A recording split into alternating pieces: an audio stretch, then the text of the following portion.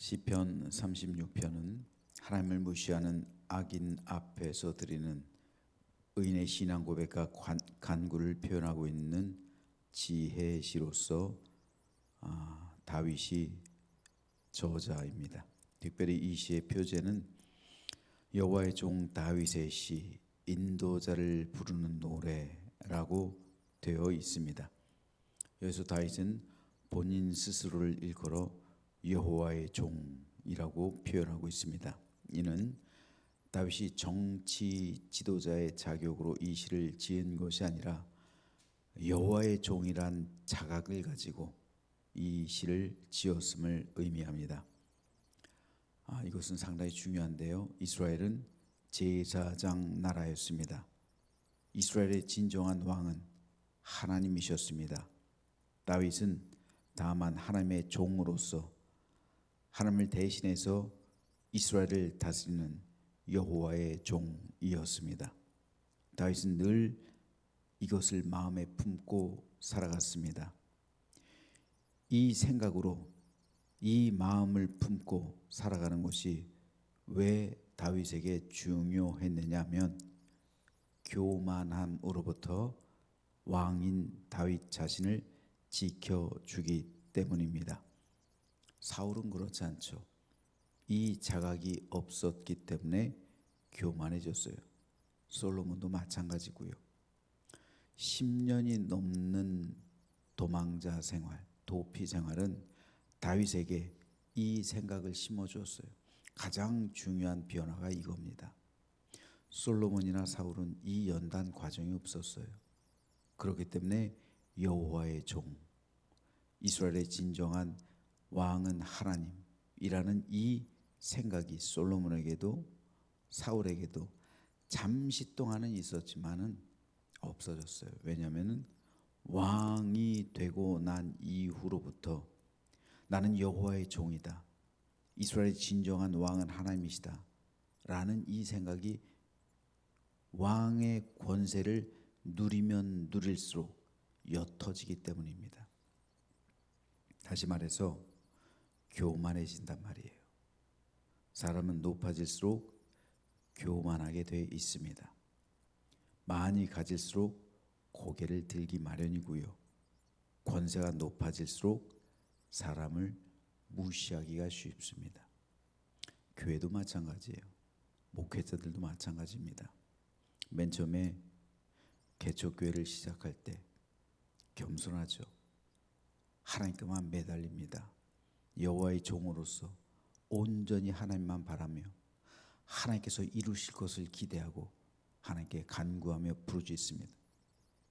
교회가 성장해 감에 따라, 교회가 커짐에 따라, 규모가 확대됨에 따라 점점 교만이 그 속에 자리하고 있습니다. 이 자각이 없다면요, 이것을 매일 우리가 하나님께 고백하지 않으면, 매일 여호와의 종으로서 하나님의 충성된 종으로서 매일 이 고백을 하지 않으면 어느 순간 나도 모르는 사이에 교만이 나를 삼키고 있는 거예요. 그래서 결국 버림받는 사람들이 적지 않아요. 높아질수록, 많이 가질수록 교만하게 되어 있고, 권세가 높아질수록 사람을 무시하기 쉽습니다. 더군다나 한 나라의 왕이라면 백성들 발 아래 두고 군림하기가 쉬워요. 하지만 자기가 실상은 왕이 아니라 종이라는 사실을 인식한다면 그의 영혼이 교만해지는 것을 방지할 수 있는 거예요. 내가 실상은 왕이 아니라 종이다. 이 자각, 이게 다윗에게는 있었어요. 하지만 사울과 솔로몬에게선 없었어요. 이것이 가장 결정적인 차이예요. 그래서 다윗은 스스로를 가리켜 이스라엘의 왕이라 부르지 않고 여호와의 종이라고 부른 거예요. 엄청난 차이죠. 따라서 다윗이 자기를 가리켜 여호와의 종이라고 부른 것은 자기를 높이기 위함이 아니라 높아진 자신을 낮추기 위함이라는 사실을 우리는 깨달아야 합니다. 왜냐하면 우리 역시 다윗처럼 여호와의 종이 되어 살아가야 하기 때문입니다. 사람은요, 누구나 교만해지기 쉬운 존재들이에요. 하지만 하나님께서는 교만한 사람을 버리십니다. 인류의 죄악은 교만에서 시작됐어요. 인류 모든 죄악의 원죄, 뿌리, 교만에 있어요. 하나님께서 가장 싫어하시고 혐오하시는 죄가 교만입니다. 하나님 앞에서 자기를 높이는 것, 하나님처럼 되려는 것, 하나님이 가진 영광과 하나님이 가진 권세를 탐하는 것, 교만이에요. 그래서 하나님께서는 사울을 버리신 거예요. 교만하기 때문에.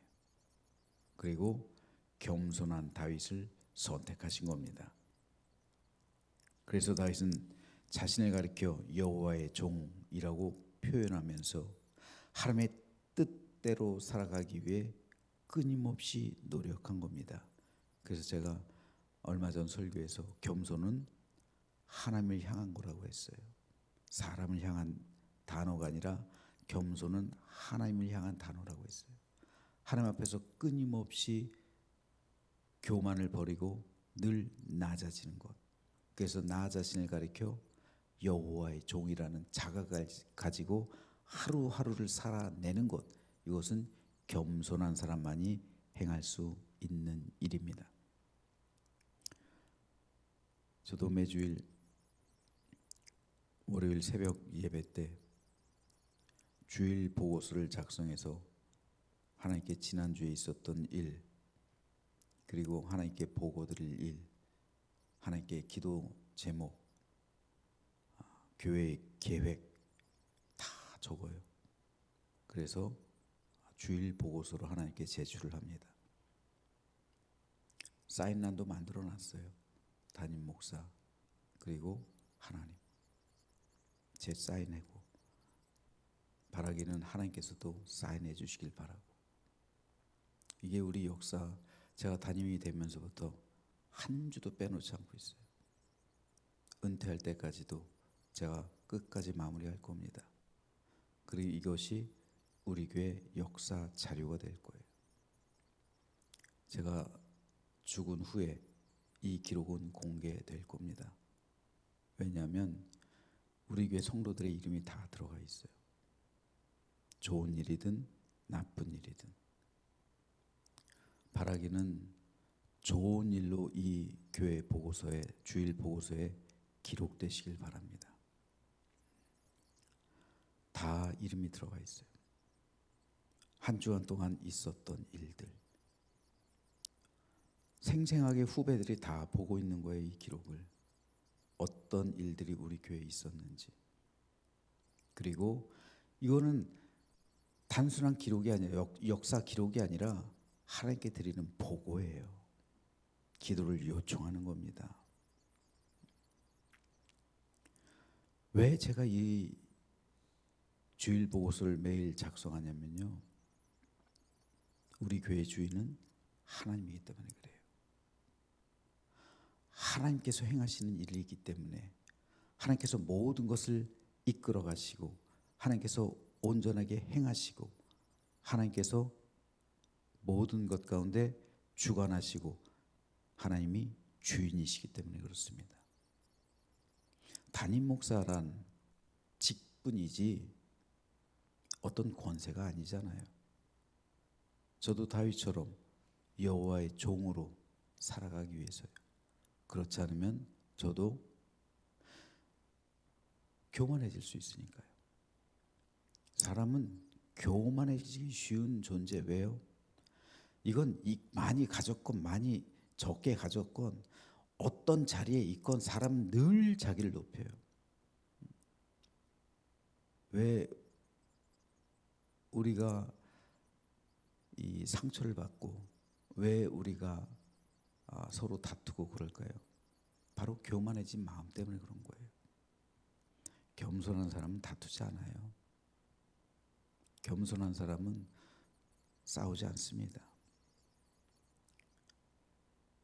겸손해져야 우리는 늘 자기를 낮추게 되고 하나님 앞에서 자기를 낮춘 사람만이 여호와의 종으로 살아갈 수 있는 거예요. 우리가 기획위원회를 꼭 한 달에 한 번씩 하는 이유도 저 혼자 판단하고 결정하고 일을 추진하는 게 아니라 하나님 나라를 위해 우리가 동역자가 되어서 함께 그 길을 걸어가고 우리가 서로 여호와의 종이 되어서 함께 손에 손잡고 하나님 나라의 일을 도모하기 위해서입니다.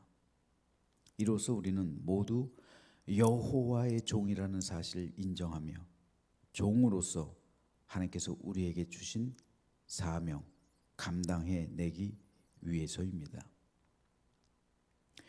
이것은 우리 모든 성도에게도 너무나도 중요합니다. 여러분은 모두 한 사람 한 사람이 여호와의 종들입니다. 여호와의 종으로서 여러분께서는 여러분 각자의 삶 가운데 하나님께서는 여러분 각자의 삶 가운데 거룩한 사명을 주셨어요. 따라서 내가 여호와의 종이라는 사실을 인식하게 될 때 우리는 교만해지지 않고 다윗처럼 하나님께서 맡기신 사명 온전히 감당하게 되는 겁니다. 예수께서 말씀하셨죠. 누가 종이 하루 종일 밭에서 수고하고 왔는데 주인이 수고했다 쉬어라 하겠냐? 와서 내 발을 씻고 밥을 차려라. 이게 예수님께서 하신 말씀이에요. 예수님께서 이 말씀을 하신 이유는 뭡니까? 너희는 종이라는 거예요. 종으로서 하나님 앞에서 하나님을 그렇게 섬기라는 겁니다. 하나님 앞에서 높아지지 말라는 거예요. 하나님 앞에서 늘 겸손하게 너희는 종이라는 사실을 늘 인식하며 살라는 거예요. 대접받을 생각하지 말고 높아질 생각하지 말고 뭐라고 말하라고 주님께서 가르치십니까? 우리는 다만 내가 할 일을 했을 뿐입니다. 다만 내가 할 일을 했을 뿐입니다. 그런데 내가 할 일을 했을 뿐인데 그걸 통해 높아지잖아요. 내가 할 일을 했을 뿐인데 담임 목사로서 내가 할 일을 했을 뿐인데 교회가 성장했다고 내가 교만해지잖아요. 그건 하나님께서 원하시는 게 아니라는 거예요. 할 일을 했을 뿐인데 내가 높아진다면 그는 할 일을 하고 버림받게 되는 거예요. 사울처럼. 이게 얼마나 끔찍한 일입니까? 평생 사명 감당하고 지옥 간다면 야, 이거 얼마나 끔찍한 일일까요? 그러면 안 되잖아요. 그러므로 저는 저와 여러분 모두가 여호와의 종으로서 하나님께서 내게 맡겨주신 사명 온전히 감당하며 끝까지 하나님 앞에서 나를 낮추고 겸손을 유지하게 되시길 주님의 이름으로 축복합니다. 그렇지 않으면요 우리도 교만해질 수 있어요. 늘 경계해야 합니다. 참 근데 이게 쉽지 않아요. 그죠? 저도 쉽지 않습니다. 참 쉽지 않아요. 그렇기 때문에 시편 36편은 여호와의 종으로서 다윗이 하나님을 무시하는 악인들을 견책하고 그들의 삶을 따르는 백성들을 교훈하기 위해 쓴 시라는 사실을 다시 한번 생각해 보게 됩니다. 이 시는 크게 세 문단으로 나눌 수가 있습니다. 4절까지는 하나님을 무시하는 악인의 교만과 패역에 대한 묘사, 5절로 9절은 악인의 길을 떠난 의인이 하나님께 드리는 신앙 고백을, 마지막 10절로 12절은 의인과 악인 사이의 구별을 간구하고 있습니다. 여기서 우리가 한 가지 살펴볼 것은 다윗이 악인과 의인을 비교하고 있는데 악인의 특징을 다윗은 한마디로 하나님을 두려워하지 않고 교만하다라고 정의합니다. 악인은, 다윗이 말하고 있는 악인은 한마디로 하나님을 두려워하지 않는 사람, 교만한 사람. 이제 6월 3일 우리 민족의 지도자를 뽑죠. 바라기는 하나님을 두려워하는 사람, 하나님 앞에서 겸손한 사람, 백성 앞에서 스스로를 낮출 줄 아는 사람. 그래서 하나님의 나라, 하나님의 뜻과 정의와 자유, 공의와 진리를 강같이 흐르게 할 수 있는 축복의 통로자가 되는 사람이 선출되었으면 좋겠어요. 그리고 우리 교회들 가운데서도 저 스스로, 목회자들이 다 그렇게 겸손한 사람이 되었으면 좋겠습니다. 또 우리 성도들 역시 다 그 직분에 걸맞게 겸손했으면 좋겠어요. 그래서 내가 할 일을 했을 뿐입니다 하고 자기를 낮추는 그런 겸손함이 우리 교회 가운데 흘러 넘치게 될 때 우리 교회는 평화, 안식, 생명, 구원, 그리고 천국의 공동체를 누리게 될 줄로 믿습니다. 의인은 이렇듯 하나님 안에서 살아가며 하나님께서 주시는 복락으로 살아갑니다. 특별히 다윗은 의인의 삶을 이렇게 말합니다. 진실로 생명의 원천이 주께 있사오니 주의 빛 안에서 우리가 빛을 보리이다.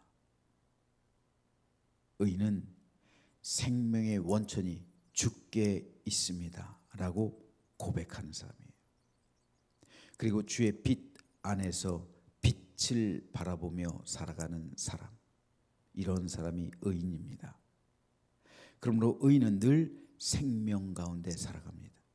주의 빛 안에 있는 그 빛을 바라보며 살아가요.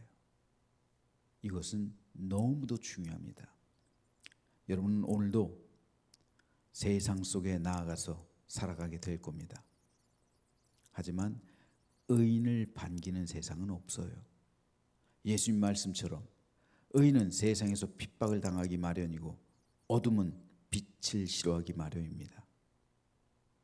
하지만 세상이 의인을 핍박할 수는 있지만 의인의 생명을 거둘 수는 없어요. 의인의 영혼을 지옥으로 보낼 수는 없단 말이에요. 지옥은 마귀들과 그를 추종하는 악인들을 위해 예비된 하나님의 정의가 실현된 곳이에요. 하나님의 공의가 시행되는 곳이에요. 하나님의 사랑이 끊어진 곳입니다. 영원한 형벌이 있는 곳입니다. 하나님의 심판이 임한 곳이에요. 하지만 의인에게는 생명이 있다는 말이에요. 영원한 생명이 있다는 말입니다. 의인의 이름이 생명체에 기록되어 있기 때문이고 그 영혼이 하나님의 품 안에 있기 때문이고 그 삶이 하나님의 손 안에 있기 때문입니다.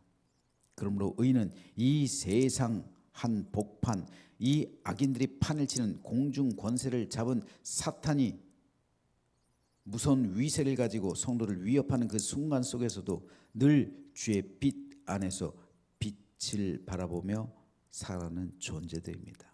생명의 빛, 천국의 빛, 예수 그리스도의 십자가의 은총의 빛입니다. 세상 사람은 사탄이 주는 유혹의 대상을 바라보며 살아갑니다. 그들은 음녀가 건네주는 번쩍이는 금잔을 바라보며 살아가요. 그 금잔 안에는 각종 더러운 것이 가득 차 있는데도 사람들은 번쩍이는 금잔에 이끌려서 그 안에 있는 더러움을 마시고 그것에 취해 살아가요. 마치 불나방이 빛을 보고 달려드는 것처럼, 그래서 자신의 몸을 살라버리는 것처럼 그것에 취했기 때문에 세상 사람들은 복음을 들어도 깨닫지 못하는 거예요. 안타까운 사실이죠. 하지만 의인은 음녀가 내미는 금잔을 거부합니다. 그걸 바라보지 않아요. 주의 빛을 바라보며 살아가요. 그래서 성경은 성도를 가르쳐 빛의 자녀라고 말씀하는 겁니다. 여러분이 오늘 살아가는 삶에서도 분명 음녀의 금잔도 보일 것이고 주의 빛도 보일 겁니다. 성도는 주의 빛을 바라봐야 돼요. 그래야 삽니다. 음녀가 내미는 번쩍이는 금잔이 바라보이면 성도의 영혼 역시 망하는 거예요. 그 빛을 보고 따라가다 보면, 그 빛에 이끌려가다 보면 나도 모르는 사이에 내 영혼이 지옥불에 있는 것을 보게 되는 거예요. 우리는 늘 주의 빛, 생명의 빛, 천국의 빛을 바라보며 살아가야 내 구원을 이루는 것이고 구원에 이르는 거예요. 세상 사람은 음녀의 금잔을 따라 살아가기 때문에 멸망길로 가지만 성도는 주의 빛을 바라보며 살아가기 때문에 구원에 이른다는 사실, 오늘 아침 마음에 새기기를 소망합니다. 그래서 여호와의 종은 진실로 생명의 원천이 주께 있사오니 주의 빛 안에서 우리가 빛을 보리이다 고백하는 사람입니다. 그럴 때 의인을 향해서 다윗은 이렇게 고백합니다. 하나님이여, 주의 인자심이 어찌 그리 보배로우신지요. 사람들이 주의 날개 그늘 아래 피하나이다. 그들이 주의 집에 있는 살진 것으로 풍족할 것이라. 주께서 주의 복락의 강물을 마시게 하시리이다. 저는 저와 여러분 모두가 여호와의 종이 되어서 의인이 되어 하나님의 품 안에서 살아가게 되기를 소망합니다. 그래서 늘 생명 가운데 살아가며 주의 빛 안에서 빛을 바라보며 다윗의 고백처럼 주의 날개 그늘 아래 머물면서 주께서 인도하신 대로 살아가게 되되 주의 품 안에서 평안을 누리는 삶, 그래서 주의 집에 있는 살진 것으로 풍족한 삶, 세상이 주는 것으로 살아가는 삶이 아니라 우리 하나님께서 주시는 양식으로 살아가는 아주 풍요로운 삶, 그래서 주의 복락의 강물을 마시는 생명과 기쁨의 삶을 살아가는, 그래서 참된 안식과 평강을 누리며 영원한 천국에 이르는 복된 삶을 살아가는 우리 모두가 되시기를 주님의 이름으로 축원합니다.